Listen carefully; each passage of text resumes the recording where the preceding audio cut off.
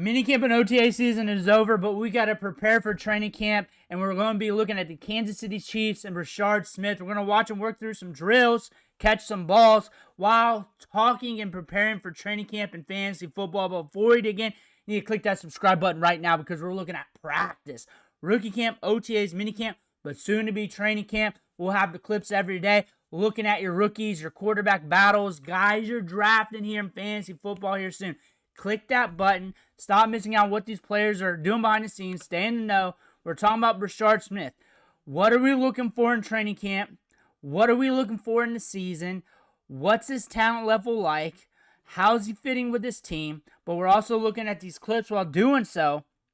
Brashard Smith, interesting prospect. So starting from the top, high school recruit.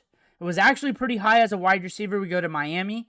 And he's got some highlights at Miami, him making some big plays because he's ultra explosive.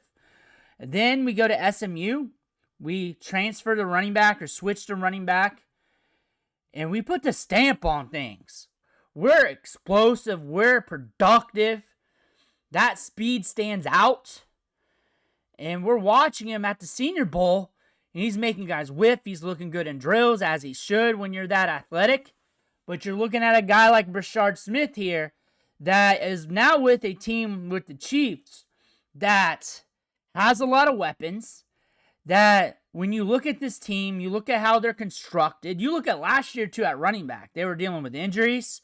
They were putting guys in and out. They also like to have a golf bag full of different clubs, and they like to bring it out.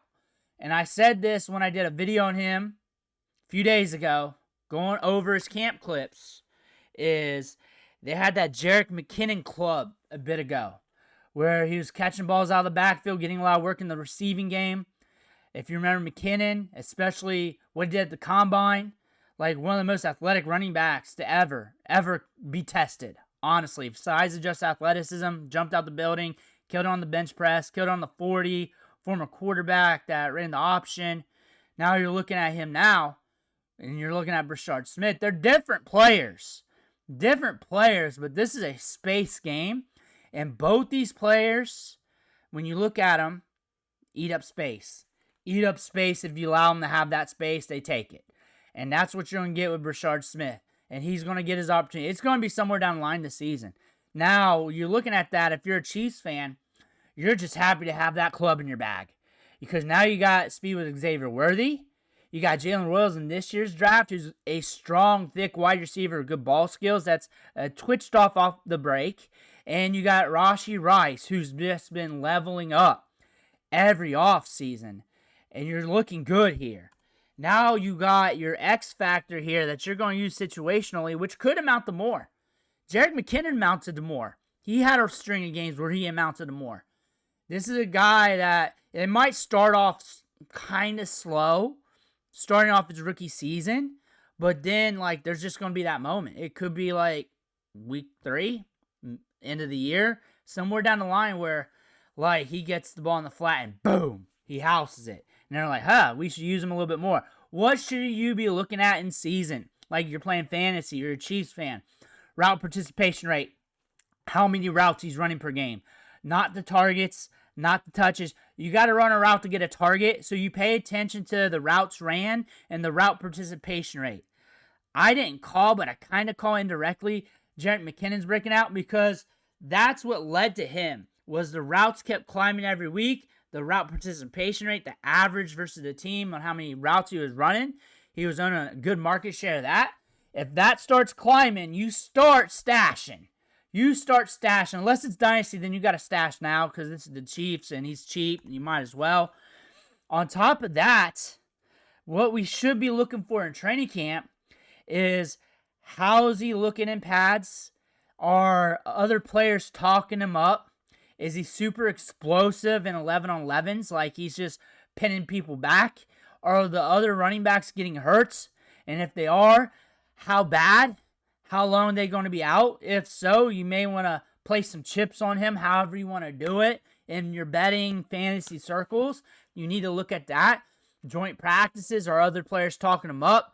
Is he getting work in special teams? Like they got to get him on the field. Like they got to get him out there somehow. They creating special packages. They're talking about that. That's not just an indicator like, hey, they're making special plays for this guy. That's an indicator saying, hey, we got to have this guy on the field. He's such a weapon. He's not ready yet, but we got to have him on the field. That's an indicator for that. That's an indicator. And if he takes those opportunities and runs with it, because you hear that about players sometimes and it doesn't work out, that's them getting an opportunity. They earned it and then they didn't run with it. If he takes it and he runs with it, and we saw the upside in what he does in the receiving game. Remember, this is a former wide receiver. There's not many running backs in the league that his route running prowess, his ball skills, but on top of this, his ability to run it between the tackles. So it's not like they wheel him out there. They allow him out there to get snaps, and they just key on the pass.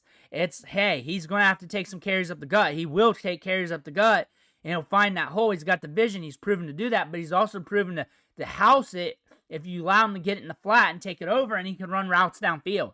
You can take him out in the slot if you have to. You can move him around. You got a jigsaw piece here. You can actually go a little bit lighter at wide receiver if you have to, if you're not feeling good about your depth chart, because you know you got him and you can have him out in some packages or use him if necessary. Like, say, if Sky Moore's not shaping up, why not Brashard Smith? Or you bring in another running back and you're still wanting to use Brashard Smith. It gives you a little bit of extra flexibility because of that. With your roster management in season, who you want on your 53, who you want to move up, and who you want to move down. There's a lot to pay attention to here. For fantasy football, redraft, I kind of gave you the synopsis of this. Pay attention to his routes ran in season. He's a lottery ticket play. Back in your draft, those day 3 rookie running backs, you probably want to stash one just to see what happens. It's a very talented running back class. And I guarantee you, a day 3 running back's going to do something this year. I guarantee you that. I don't know which one, because it takes injuries and things to happen for that to happen. But a day 3 running back's going to do something this year. Doesn't matter if it's 4th round or 7th round or UDFA. I'll throw in UDFA too. But most of the good running backs, almost all of them did get drafted. One of them's going to do something this year, whether it's a 3-game run or they're finishing the year as the guy for their team. That's something to pay attention to here. On top of that, Dynasty, he's so cheap, why not? He's so cheap, why not? Especially if you're looking for PPR, you're looking for stash running backs. He's so cheap. The offense is so explosive. He's got a good quarterback. Why not? Why not Brashard Smith? Because he's going to help you out. He's going to give you that upside to your game, that work in the passing game. You know the quarterback's going to get it to him, and he's a diverse asset that this team can deploy in multiple different ways, and they see that in him. He's a late-round pick. Sunk cost is there for the team.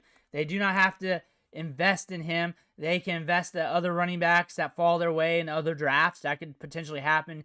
His cost in draft isn't going to prevent that if that talent's there. But he's talented enough where you're going to watch him in training camp. And even if they do draft that other running back, you got to think he's so diverse that you can use him in other aspects, and you can use him as the 1B back, the pass-catching specialist that can also get some carries, that can use as a weapon that you're using situationally.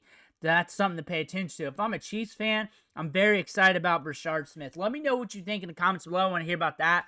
Make sure you hit that subscribe button on the way out. One thing for watching. Catch you on the next video.